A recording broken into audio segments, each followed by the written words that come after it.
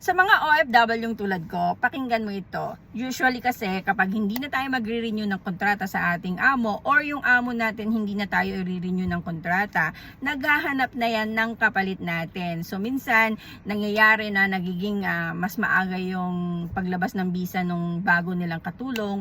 Kaya minsan, in-early release tayo. Ngayon, kadalasan yung mga agency na kakausapin natin kung ano ba yung mga dapat nating makuha. Ang sasabihin nila is yung working days mo lang kasi automatic naman na finish contract ka na. Pero mali po yun. Dapat pong ibigay ng amo yung remaining days mo dun sa kontrata. So halimbawa, ang tapos mo is December 5. Ngayon, pinababa ka ng November 20.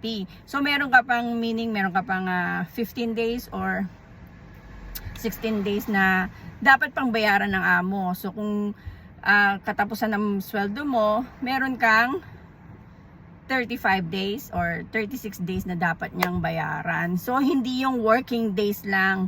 Kaya wag po nagpapaniwala minsan sa mga agency kasi nagtanong ako sa dalawang agency kung ano ba ang dapat ibigay sa katulong kapag in-early release ng amo. Ang sabi nila yung working days lang daw po. Annual leave, ticket, yun lang daw po ang dapat bigay. Pero mali po yun. Kasi po, meron po ako nakausap na yung si kuya nga, yung amo niya is abogado, kailangan bayaran ng amo. Kasi hindi mo naman gusto na bumaba. Hindi ka naman terminate, pero dapat nilang bayaran lahat yung remaining days. Kasi sa finish contract yun. So, yan.